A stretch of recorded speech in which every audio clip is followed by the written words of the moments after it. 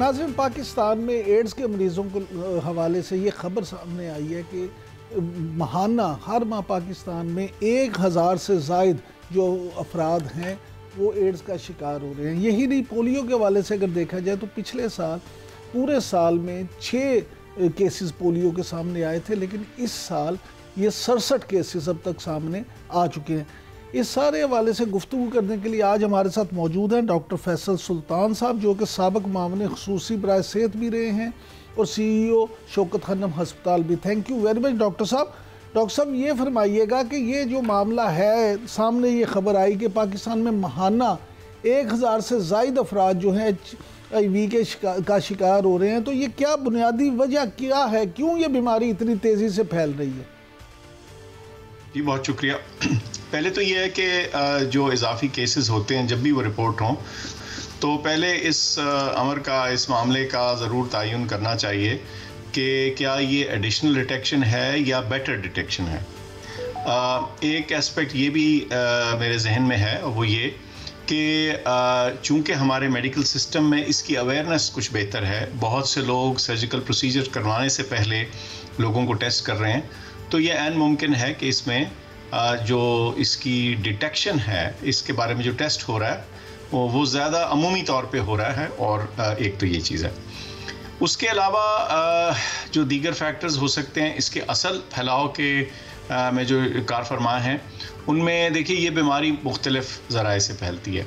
एक तो ये जिनसी ताल्लुकात के ज़रिए है, दूसरा जो माँ से बच्चे को ट्रांसफ्यूजन है उसके ज़रिए जाती है, तीसरा ये नोसोकोमियल यानी हेल्थ केयर एनवायरनमेंट में कई दफ़ा अगर कुछ कोताहियाँ हों तो उसके ज़रिए जा सकती है। उसके अलावा ये नीडल्स शेयर करने के ज़रिए जा सकती है। अगर कोई लोग सुइयाँ इस्तेमाल कर रहे हैं और उनको दोबारा इस्तेमाल कर रहे हैं, चाहे वो हेल्थ केयर की सेटिंग में हो या खुदा न खास्ता अगर कोई दवाओं का यानी जो इलिसिट ड्रग्स हैं उसके इस्तेमाल के दौरान एक शख्स दूसरे से इस्तेमाल करे दवाई, तो ये उनके ज़रिए हो सकती है। तो इसके बहुत मुख्तलिफ से ज़रिए हैं, लेकिन ये तमाम ही चीज़ें कारफरमा हो सकती हैं हमारे माशरे में। डॉक्टर साहब, ये फरमाइएगा कि HIV जो है इसकी अलामात क्या हैं? क्या ये किस तरह से अंदाज़ा हो सकता है कि किसी फ़र्द को ये बीमारी लाहक है या नहीं? HIV की इब्तदाई अलामात बहुत कम होती हैं, सटल होती हैं और कई साल तक जो इन्फेक्टेड पर्सन है, जिसको इन्फेक्शन हुई हो, उसको ख़ुद से इस चीज़ का बताना नामुमकिन होता है, क्योंकि कोई ऐसी वाज़े अलामात शुरू के टाइम में आम तौर पे नहीं होती। वक्त के साथ जब वायरस अपना असर करना शुरू कर दे और आपकी क़ुव्वत मुदाफ़ियत को अपने ताबे कर दे और उसको कमज़ोर कर दे, तो फिर बहुत सारी इजाफी इन्फेक्शंस जब इंसान को लगती हैं तो अलामात उनके ज़रिए होती है। ये क्या अलामात हैं? बुखार का लगातार रहना, पेट का लगातार ख़राब रहना, वज़न का कम होना, कई दफ़ा गिल्टियाँ बनना जो ठीक ना हो, जल्द में कई दफ़ा कुछ इन्फेक्शंस या कुछ कंडीशंस ऐसी होती हैं जो बारहा हो रही होती हैं और वो जो हैं इसकी वजह से हो रही हो सकती हैं। तो कोई भी ऐसी चीज़ नहीं बस जो बज़ाते ख़ुद एक डायग्नोस्टिक इलामत हो, लेकिन बहुत सी मुख्तलिफ चीज़ें मिल के ज़रूर ये शक डाल सकती हैं। डॉक्टर साहब, तो ऐसी सूरत में अगर ये शक हो, खुसूसन जिनसी ताल्लुकात का कुछ ऐसा रहा हो मामला जिसकी वजह से आपको ये शक हो कि ये आप तक बीमारी पहुंच सकती है, ब्लड ट्रांसफ्यूजन्स कुछ इस तरह से हुई हों, या आपका किसी ऐसे हेल्थ केयर एनवायरनमेंट में आपके साथ आपकी केयर हुई हो जहां आपको मालूम हो या शक हो कि इन्फेक्शन कंट्रोल की वाज़े और अच्छी प्रैक्टिसेस नहीं हैं, तो उस सूरत में ब्लड का टेस्ट करवा लेना चाहिए और फिर उसका एक कॉन्फर्मेटरी टेस्ट भी होता है। तो बहरकैफ इब्तदाई अलामात बहुत कम होती हैं। वक्त के साथ पेट का ख़राब रहना, लगातार वज़न का कम होना, बुखार का होना, जिस्म के मुख्तलिफ हिस्सों पे कई दफ़ा गिल्टियाँ जो हैं जो बन रही हैं और ठीक नहीं हो रही, बगल में ख़ास तौर पे गर्दन में, तो ये वो अलामात हैं जिससे कम से कम इस तरफ ख्याल जाना चाहिए। डॉक्टर साहब, ये फरमाइएगा कि क्या दुनिया भर में या किसी भी मुहज़्ज़ब मुल्क में इस हवाले से इस बीमारी का कोई इलाज ढूंढ लिया गया है? क्या इसके लिए कोई वैक्सीन है या सिर्फ एहतियाती तदाबीर ही हैं? पहली तो बात यह है कि इस बीमारी की वैक्सीन तो नहीं, लेकिन एहतियाती तदाबीर बहरकैफ कारआमद हैं। लेकिन उसके अलावा एक चीज़ का मैं जिक्र करना चाहूँगा जहाँ तक इस बीमारी से बचने का ताल्लुक है। एहतियाती तदाबीर तो बिल्कुल 100% अहम हैं। वैक्सीन नहीं है, लेकिन वो अशख़ास जो अपने आप को इस बीमारी का रिस्क तस्वर करते हों या कुछ ऐसी सूरत हाल उनकी हो जिसमें ये रिस्क ज़्यादा हो, तो जिसको प्रेप बोलते हैं, प्री एक्सपोजर प्रोफिलैक्सिस, यानी कुछ दवाएं लेकर इस बीमारी से बचने का कुछ तदारुक हो सकता है या ज़रिया हो सकता है बचने। जब एक दफ़ा बीमारी लग जाए तो इसका मुकम्मल इलाज, यानी कि ऐसा इलाज जिससे यह जिस्म से निकल जाए, इस वक्त दरियाफ्त नहीं हुआ। ज़्यादातर केसेस में दवाई खा के और वायरस को दबाकर इस बीमारी से के जो मुज़र असरात हैं उनसे बचने का बिल्कुल मौका है। ऐसी दवाइयाँ हैं जो दिन में एक दफ़ा लेनी हैं और वो ऐसी मौसर हैं कि वायरस को दबा देती हैं और फिर आपका जो इम्यून सिस्टम है, आपकी अपनी क़ुव्वत मुदाफ़ियत जो है वो ताकतवर रहती है और आपको ये जिनको हम अपॉर्चुनिस्टिक इन्फेक्शंस कहते हैं, जो मौके का ताक रख के आपके ऊपर अटैक करती हैं, फिर वो आपके ऊपर अटैक नहीं करती। इसके अलावा कुछ हिफाजती टीके हैं जो दीगर इन्फेक्शन से बचाते हैं, लेकिन बज़ाते खुद HIV के वायरस की अभी कोई वैक्सीन नहीं।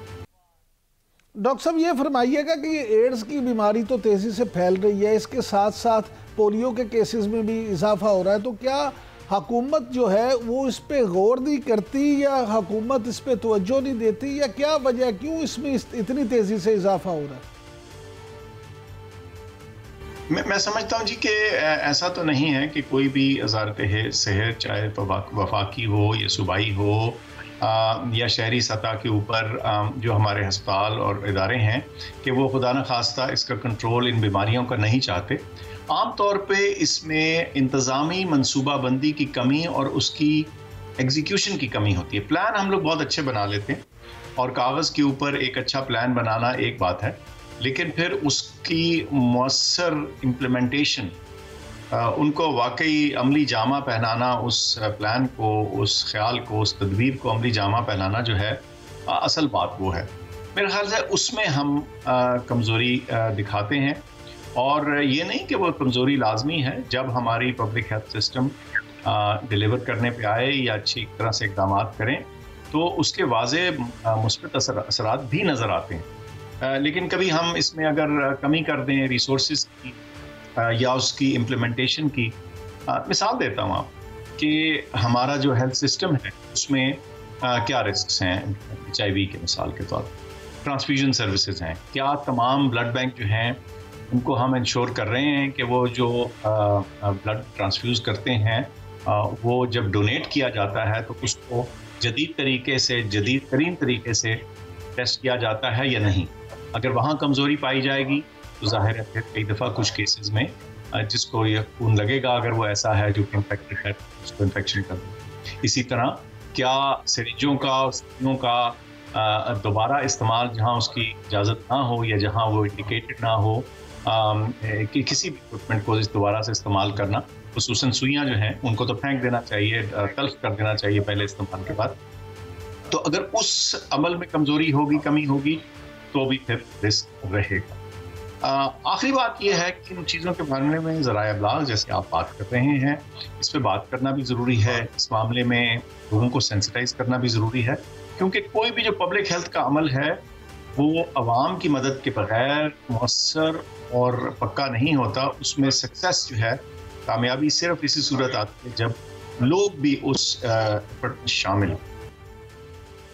डॉक्टर साहब, ये फरमाइएगा कि पिछले साल पोलियो के 6 केसेस पूरे साल में सामने आए थे, इस दफ़ा इनकी तादाद बढ़ के 67 हो गई है। ये क्या वजह है, क्यों इतनी तेज़ी से इजाफा हो रहा है और इतने पोलियो के नए केसेस क्यों सामने आ रहे हैं? मैं समझता हूँ जी कि जो हमारे यहाँ पोलियो है ये ज़रा आम एक इन्फेक्शन की निस्बत ज़रा ज़्यादा पेचीदा मामला है। इसमें पोलियो की जो इम्यूनाइजेशन या वैक्सीन कैंपेन्स हैं उनका मुअस्सर होना, यानी वो जिन जगहों में ज़रूरत है वहाँ की जाएँ और वहाँ इफ़ेक्टिवली की जाएँ। वहाँ किसी किस्म का कार्रवाई सिर्फ ना की जाए बल्कि एक्चुअली कैंपेन्स हों। ये भी एक अहम इसका जुज़ है।